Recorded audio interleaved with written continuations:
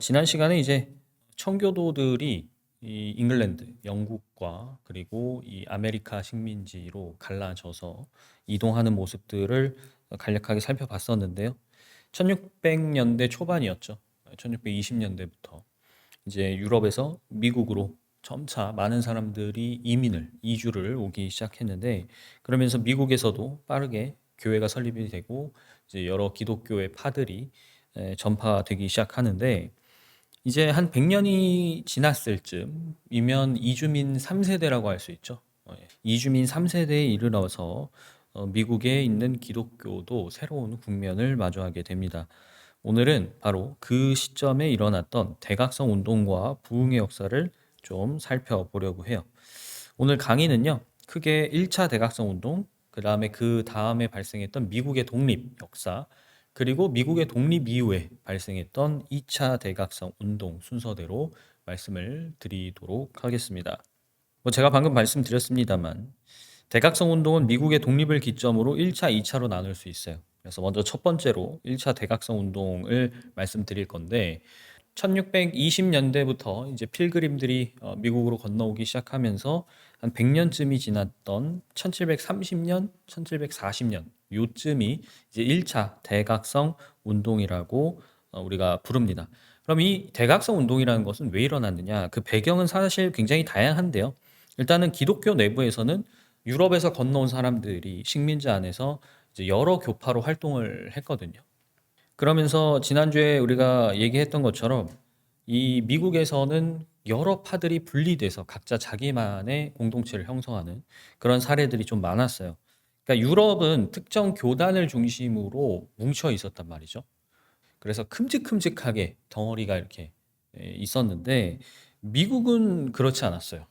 애초에 식민지였기도 하고 여러 교파가 독립적으로 자기네들의 교세를 형성하고 있었기 때문에 뭔가 중앙 집권적인 결집력, 그런 것은 이 아메리카 식민지에서는 없었다고 생각을 하시면 됩니다. 그리고 이제 나중에 초반에는 뭐 청교도들이 많이 넘어온 것이지만, 점차 나중에 뉴 잉글랜드로 이제 이주를 오는 많은 사람들이 종교적인 이유보다는 뭔가 난 이제 유럽이 지겹다. 여기선 더 이상 내가 성공할 수 있는 그런 기미가 보이지 않아. 나 신대륙에 가서 새롭게 살아보겠어. 라는 어떤 그런 부푼 꿈을 안고 건너온 사람들이 많았어요. 그러니까 청교도 위주였던 첫 그 이민자들의 비율이 이제 시간이 지나면서 점점 줄고, 이건 결국에는 미국에 온 많은 사람들에게 신앙에 대한 관심도가 떨어지는 결과를 낳을 수밖에 없었겠죠. 자, 이런 흐름 중에 뉴저지에서 프릴링 하이젠이라는 사람이 형식주의를 타파하자라고 하면서 중생의 체험, 그러니까 거듭남의 체험을 강조하기 시작했습니다. 이 사람은 이제 네덜란드 출신의 독일 개혁교회 목사였는데, 일종의 그 당시 이제 독일에서 깊게 뿌리를 잡았던, 우리도 공부했지만 경건주의 있죠. 그 경건주의적인 태도를 보여줬던 거예요.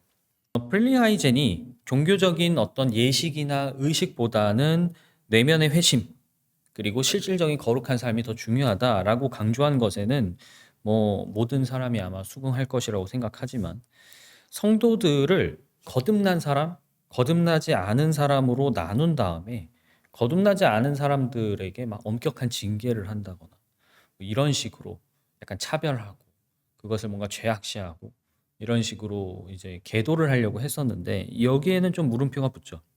아무튼 뭔가 약간의 극단적인 요소들이 숨어 있는데, 이런 열정적인 모습이 이웃 교단에 있었던 장로교회 길버트 테넌트라는 사람에게 큰 영향을 줍니다. 이 길버트 테넌트는요, 이제 아버지가 세운 이 로그 칼리지를 졸업한 장로교회 목사예요. 이 로그 하면 이제 통나무라는 뜻이죠. 로그 컬리지가 나중에 프린스턴 대학교가 됩니다. 우리가 알고 있는 아이비리그에.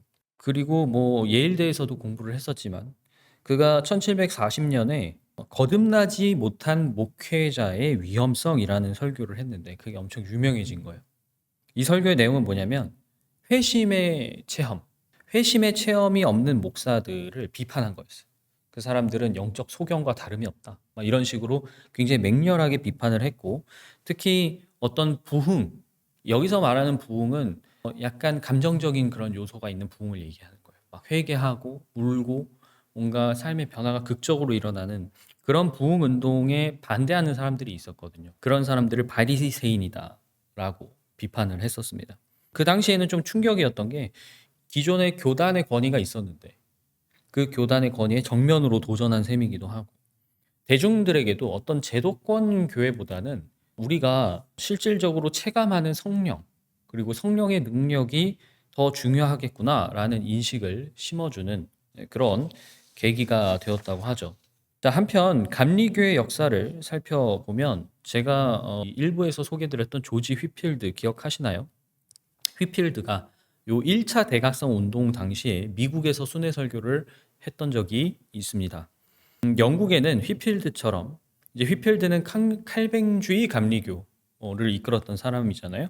이 휘필드처럼 칼뱅주의 감리교를 이끌었던 또 다른 사람이 있는데 바로 하윌 해리스라는 사람이에요. 해리스도 평신도인 설교자였거든요. 그래서 이제 웨일스 지방에서 칼뱅주의 감리교를 이끌면서 휘필드의 동역자로 활동을 했습니다. 그리고 이때 상대적으로 관심을 좀 받지 못하던 흑인 노예들을 대상으로 부흥을 일으키려고 했던 사람이 있어요. 그 사람이 바로 사무엘 데이비스입니다. 어렸을 때는 침례교에서 교육을 받았다고 하고 커서는 장로교에서 목회를 했는데 앞서 소개했던 테넌트의 아버지가 세웠던 프린스턴 대학교의 네 번째 총장을 역임한 인물이기도 해요. 이 당시에 아메리카 식민지 남부 지역은 이 영국 국교회가 장악을 하고 있었거든요. 국교회가 세게 잡고 있었는데 이 남부 지방에서 이제 장로교가 부흥할 수 있도록 이끌었던 인물입니다. 수사하게 탁월했다고 해요. 그래서 소문이 자자했고 아까 말씀드린 대로 흑인 노예들에게 복음을 전하고 또 글을 가르쳐 주면서 그들이 부흥할 수 있도록 사역을 했다고 하죠. 이 다양한 인물들이 너무 많기 때문에 다 소개해 드릴 수는 없겠지만 그래도 우리가 1차 대각성 운동이라고 했을 때 가장 유명한 사람을 꼽으라면 아마 조나탄 에드워즈가 있을 겁니다. 에드워즈도 이제 목회자의 아들로 태어나서 예일대를 졸업한 다음에 뉴욕에서 이제 장로교회 목사로 부임을 했는데요. 당시 주류였던 계몽주의 우리가 살펴봤었죠. 기독교를 정면으로 위협했던 이 계몽주의를 거꾸로 이용을 하려고 했던 사람이에요. 그러니까 너희가 그렇게 이성과 지성으로 모든 걸 설명하려고 해? 그러면 우리의 이 영적인 것도 그렇게 설명해 줄게 라고 하는 접근 방식을 가지고 있었던 사람이죠. 뭐 여러 책을 썼지만 데이비드 브레이더느의 생애라는 책 저도 뭐 예전에 어렸을 때 읽어봤지만 이 책은 윌리엄 캐리 우리가 이제 선교의 아버지라고 부르는 사람이죠. 윌리엄 캐리에게 큰 영감을 주었었고 그 다음에 이 책도 들어보셨을 거예요. 진노하시는 하나님의 손 안에 있는 죄인. 이 책도 사실 굉장히 이제 유명한 설교를 책으로 낸 건데 이게 대각성 운동이라는 것이 어떤 한 지역에 국한되는 게 아니라 미국 그러니까 아메리카 식민지 전역으로 퍼져나가게 된 시초다라는 평가를 받아요. 그만큼 그 당시에 사람들에게는 충격적인 설교라고 느껴졌던 것이죠. 그는 칼뱅주의에 입각해서 구원에 있어서는 인간의 완전한 타락 그리고 하나님의 주권 요 두 가지를 강조했던 사람입니다. 그러다 보니까 칼뱅과 약간 비슷한 결을 갖고 있었어요. 예를 들어서 회개하지 않은 사람이 있으면 그 사람은 성찬식에 참여하지 못하게 해야 된다. 이런 것들, 이런 경향을 좀 보였습니다. 그런데 이제 이 부흥의 시기에 미국 장로교 안에서는 부흥에 대한 두 가지 견해가 충돌을 해요. 말씀드렸다시피 당시 대각성 운동은 약간의 감정적인 부분들이 많이 부각이 됐습니다. 일단은 대부분 야외 집회를 해서 이런 부흥 운동을 했거든요. 그러면 사람들이 거기서 감정적으로 엄청 동요를 해요. 막 펑펑 울고 소리도 지르고 가슴을 치고 그런 어떤 겉으로 보이는 감정적인 부분들이 많이 나타나기도 했거니와 어떤 데서는 특이한 경험을 했다. 아니면 특이한 현상이 일어났다. 이런 얘기도 들려오는 것이죠. 그러니까 장로교에서도 이런 걸 지지하는 쪽, 그다음에 이런 것보다는 우리가 교리적인 기초 위에 신앙을 세워야 된다. 뭔가 이제 이성과 지성, 합리적인 것들을 조금 더 추구하려는 파. 이렇게 나뉘어서 좀 대립을 하게 됐고 이 파들이 서로 사역의 방향성에서도 좀 차이가 났죠. 예를 들어서 부흥을 지지하는 쪽에서는 학문적인 소양이 조금 부족하더라도 우리가 목사로 안수해서 파송할 수 있다. 왜냐면 그 당시에는 부흥이 많이 일어나다 보니까 사역자가 많이 필요했어요.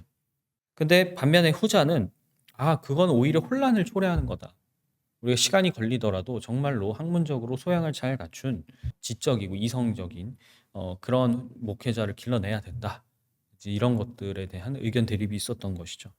자, 이렇게 1차 대각성 운동은 뭔가 잠재되어 있었던 신앙 자체를 다시 한번 수면 위로 드러내는 역할을 했다고 평가를 할 수 있는데 중요한 것은 이 1차 대각성 운동이 이제 우리가 바로 다 이어서 살펴볼 미국 독립에 굉장히 큰 연관성이 있다고도 해석을 할 수 있다는 겁니다. 자, 그러면 두 번째 소주제로 넘어가서 미국의 독립에 관해서 한번 살펴보도록 하겠습니다. 기독교 역사학자들 중에는요, 이 1차 대각성 운동이 없었다면 미국의 독립도 없었을 것이다 라고 단호하게 얘기하는 사람들이 있습니다. 그들이 왜 그렇게 말하는가? 크게 세 가지 이유로 정리를 할 수 있을 텐데, 일단 대각성 운동이 첫 번째로는 민주주의의 토대를 놓았다는 겁니다. 대각성 운동은 특정 교단 혹은 교파가 아니고요. 기존의 권위가 있다고 일컬어지는 목회자들이나 리더들이 일으킨 운동도 아니었습니다. 교회 안보다는, 그러니까 교회 안에서 막 집회를 하는 것보다는 교회 밖에서, 뜰에서, 들판에서 이런 데서 집회가 더 많이 일어났고 거기에 회중들이 자발적으로 참여하는 방식이었어요. 모여라, 모여라, 교회에서 강제해서 모이는 게 아니고 여기서 뭘 한대. 그럼 사람들이 우르르 가는 방식이었다는 거죠. 평신도들이 그런 부흥 집회 가운데서 성령을 체험하고 또 그런 경험을 자유롭게 이야기하면서 뭔가 기존의 전통적인 관념, 그러니까 감독들, 교회에 세워진 감독들을 뭔가 사제로 인식했던 경향들이 많이 바뀌었다는 겁니다. 사제로 인식했다는 건 뭐예요? 그런 감독들을 통해서 우리가 하나님을 만날 수 있어. 그러니까 한마디로 수직적인 거잖아요. 하나님과의 교제가. 거기서 이제 많이 벗어나게 됐다는 거죠.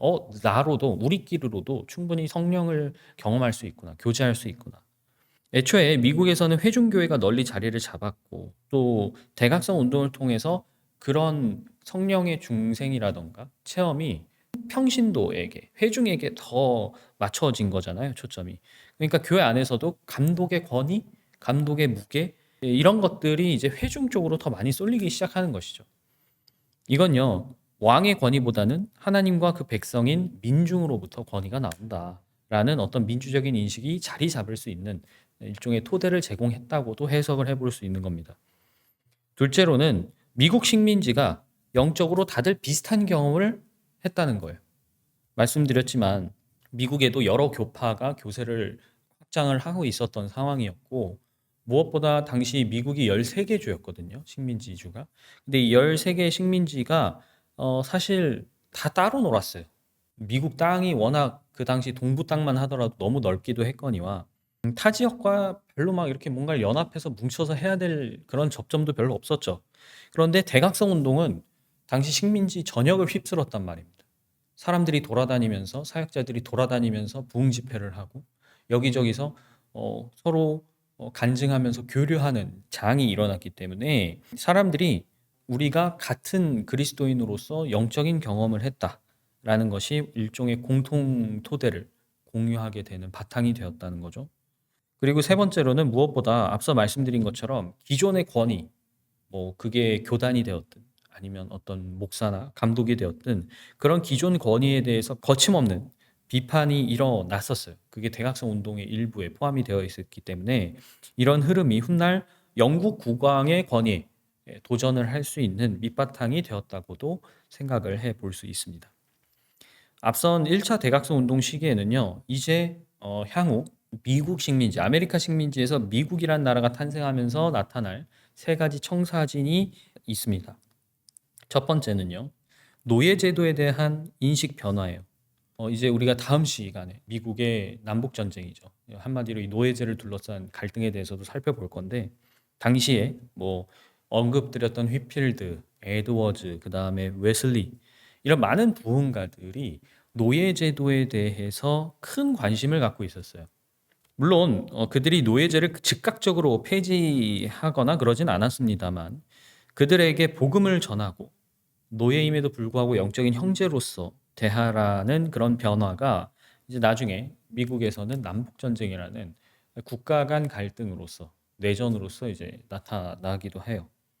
두 번째는 부흥이 일어나니까 아까 말씀드렸다시피 목회자가 좀 부족하게 됩니다. 사역자들이 좀 부족해지는 거예요. 그래서 그 당시에 폭발적으로 대학이 많이 설립이 됩니다. 근데 여기서 말하는 대학은 종합대학이 아니죠. 이제 칼리지입니다. 칼리지. 단과 대학들이 미국에 막 여러 개 생기는데 이 대학들이 이제 시간이 지나서 오늘날 우리가 흔히 알고 있는 미국의 아이비리그 대학들로 발돋움하게 되죠. 셋째는 개인의 회심이 사회적 책임으로 이어진다라는 경건주의적인 흐름이 있었어요.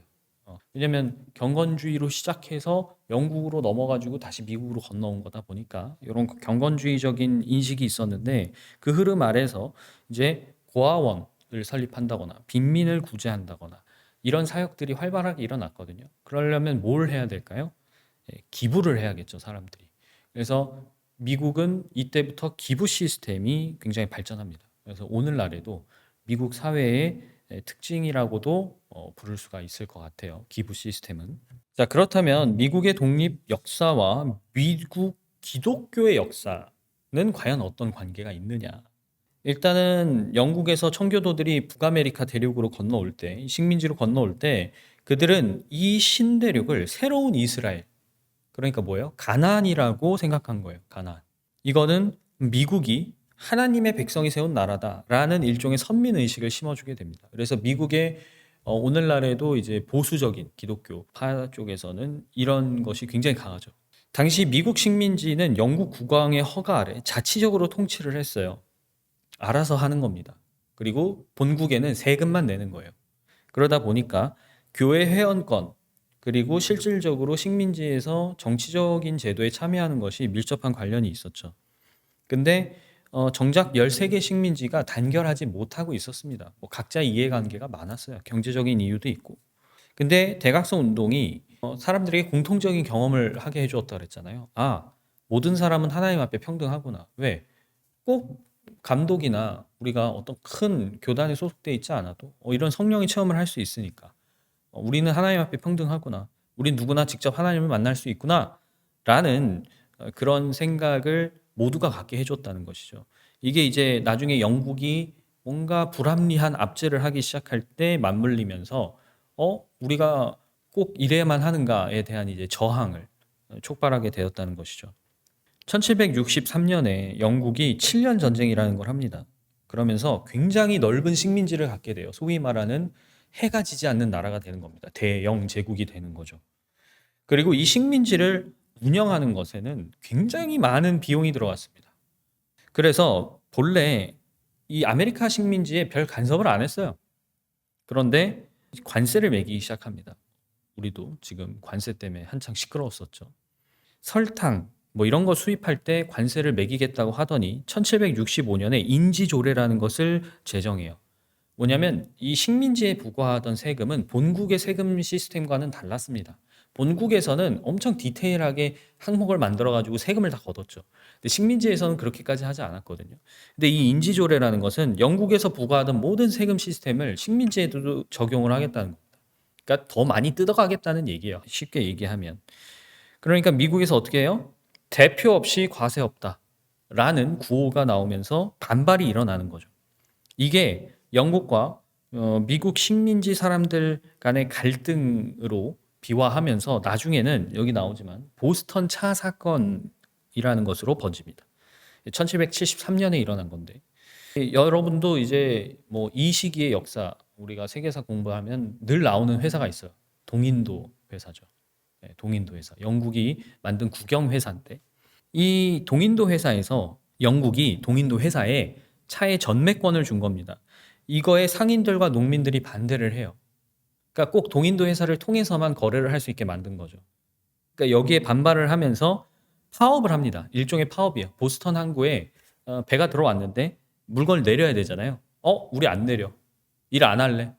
이렇게 파업을 했는데 당시 이 식민지 총독이 하역을 강행하려고 했어요. 근데 일부가 배를 습격해서 여기에 있는 차를 모두 바다에 던져버립니다. 그 양이 무려 7톤이었어요. 7톤. 이 사건을 계기로 본국과 식민지의 관계는 완전히 틀어집니다. 그러면서 식민지 대표들이 결국에는 1776년에 독립선언서를 발표해요. 이 토마스 제퍼슨이 초안을 썼고 프랭클린 같은 사람들이 이제 교정을 했다고 하는데 이 독립선언서는 로크의 자연법 사상에 입각하고 있습니다. 그래서 미국 그 독립선언서를 보면 창조주로부터 부여받은 양도할 수 없는 권리를 갖고 있다라고 이야기를 해요. 인간이. 이 표현에서도 보면 알 수 있다시피 이 자연법 사상은 어떤 자연법 사상? 기독교적인 자연법 사상에 기초하고 있다는 것이죠. 물론 엄밀히 말해서 기독교냐라고 하면 좀 달라요. 그건 달라요. 우리가 그 전에 뭐 이신론이라던가 이런 그 당시에 계몽주의에 발달했던 여러 사상들을 봤었잖아요. 완벽하게 정통적인 기독교의 사상이라고는 볼 수 없는 부분들이 많은데 어쨌든 기독교적인 자연법 사상인 건 맞아요. 그러면서 이게 어쨌든 기독교적인 요소를 갖고 있다 보니 교회 안에서도 지지를 하게 되는 것이죠. 그래서 독립선언을 한 다음에 한 5년 정도 영국과 전쟁을 했거든요. 독립전쟁을 했는데 이때 교회가 특히 목회자들이 적극적으로 참여를 하게 됩니다. 뭐 강단에서 단순히 이 전쟁은 정당한 전쟁이다라고 말한 것 정도가 아니고요. 실질적으로 전장에 나갔어요. 목회자들이. 이때 목회자들은 검은 가운을 입고 전장에 나갔다고 하거든요. 그래서 당시 영국군은 이들을 가리켜 검은 로브 군대다. 이렇게 명명을 했다고 하죠. 미국의 독립전쟁은 단순히 사회적인 어떤 정치적인 문제일 뿐만이 아니라 어쩌면 교회적인 문제이기도 하다. 이게 긴밀히 연결되어 있다라고 볼 수 있는 거죠. 결국에는 독립전쟁에서 미국이 이기죠. 그래서 1783년에 파리 조약이 맺어집니다. 파리 조약은 미국의 독립을 승인해 주는 거예요. 다른 강대국들이. 그러면서 1787년에 연방헌법을 제정하고 1791년에 권리장전을 채택하게 되는데 미국은 이제 헌법을 몇 번 수정했습니다. 그래서 이제 그걸 수정헌법이라고 부르는데 제1수정헌법에 따라서 특정 교단을 국교로 삼지 않는 기독교 국가가 되었어요. 그래서 교회가 국가랑은 분리가 되어 있거든요. 왜냐하면 특정 교단이 국교는 아니니까. 그런데 한편으로는 또 분리가 안 돼 있어요. 제가 지난 시간에 말씀드렸다시피 미국 국가도 찬송가고 대통령이 취임할 때 성경에 손을 얹고 선서하고 어디를 봐도 기독교적인 국가거든요. 그런데 또 교회와 국가가 분리되어 있는 참 독특한 나라가 된 것이죠. 미국 사람들은요 이것을 하나님 아래 한 국가 One Nation Under God이라고 본인들을 표현하였습니다. 그러니까 이런 독특한 시민과 종교적 정체성으로 미국이라는 나라가 형성이 되었다라고 볼 수 있는 것이죠. 자, 그러면 세 번째 2차 대각성 운동을 살펴보도록 하겠습니다. 미국의 독립할 때의 모습과 지금 우리가 보는 미국의 모습은 굉장히 달라요. 당시 독립했던 주는 13개입니다. 지금은 40개가 넘잖아요. 13개의 주였을 뿐만이 아니라 그 13개의 주가 대부분은 이렇게 미국 대륙이 있으면 다 동부 쪽에 있었습니다. 근데 미국이 이제 독립하고 나서부터는 빠르게 서부로 진출하기 시작해요.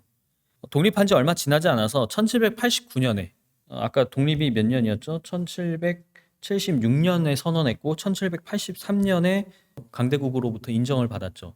6년이 지난 1789년에 우리가 살펴봤었던 프랑스 대혁명이 일어납니다. 왕정이 끝나죠. 그러면서 1799년, 10년이 지난 1799년에 우리가 잘 알고 있는 나폴레옹이 쿠데타를 일으켜서 정권을 잡습니다. 나폴레옹은 당시 프랑스가 점령하고 있었던 미국 루이지애나에서 더 동쪽으로 식민지를 확장하려고 했어요. 그땐 루이지애나가 프랑스 땅이었거든요. 그래서 3만 5천 명이라는 병력을 보냈는데 이때 더위와 게릴라 전술에 밀려서 2만 4천 명이 죽습니다. 거의 다 전멸한 거나 마찬가지죠. 나폴레옹은 그래서 진저리가 났다고 해요. 다시는 루이지애나라는 이름도 듣고 싶어 하지 않았다 그러는데 이때 나폴레옹이 그냥 1803년에 헐값에 미국한테 루이지애나를 팔아버립니다. 그러니까 손을 뗀 거죠. 소위 말하는 손절을 한 건데 이 땅은요, 지금 미국 13개 주에 해당하는, 미국 13개 주로 독립을 했는데 그 13개 주에 해당하는 엄청난 땅의 넓이였어요. 그리고 미국은 루이지애나를 확보한 다음에 서쪽으로 탐험을 보냅니다. 탐험가들을 꾸려서 탐험을 한 다음에 인디언들을 몰아내면서 서부로 계속 진출하기 시작해요. 1830년에는 인디언 추방법을 만들죠. 명목상으로는 인디언들을 보호하겠다라는 건데 실질적으로는 인디언들을 특정 구역 안에 가두는 겁니다. 그렇게 해서 인디언들을 제압하면서 동시에 스페인, 멕시코와 싸워가지고 우리가 지금 보는 캘리포니아, 뭐 애리조나, 텍사스 이런 땅들을 사들이기 시작했죠. 특히 1848년에 캘리포니아에서는 금맥이 발견되거든요. 그래서 이제 그때 우리가 아는 서부 영화들 있죠. 딱 이 배경이에요. 사람들이 막 금을 캐겠다고 서부로 골드러시라고 그러죠. 막 서부로 달려가던 그 시절이 찾아옵니다. 이런 미국의 독립 이후의 흐름을 한번 생각을 하신 상태에서 2차 대각성 운동을 한번 살펴볼게요.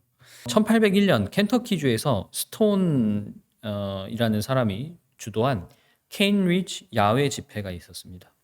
이것이 보통 2차 대각성 운동의 시작이다라고 많은 사람들이 평가를 하고 있어요. 이 야외 집회는 어떻게 한 거냐면 1차 때랑 비슷하죠. 교회 사람들을 불러가지고 초원 위에서 집회를 열었다고 해요. 근데 좀 독특한 점은 이때 침례교, 감리교, 장로교, 목사들이 다 함께 참여를 했다는 것입니다.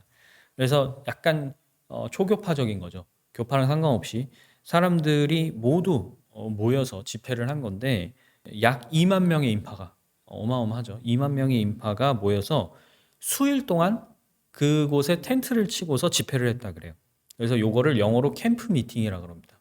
말 그대로 캠프를 치고 미팅을 한 거니까 캠프 미팅이라고 하는데 요게 서부 전역으로 퍼져나가요. 이제 서부에는 동부는 그래도 이제 한 100년, 200년이 지났기 때문에 어느 정도 터전이 잡혔는데 서부는 이제 개척하는 거니까 그때랑 마찬가지로 뭐가 없잖아요. 기반 시설이.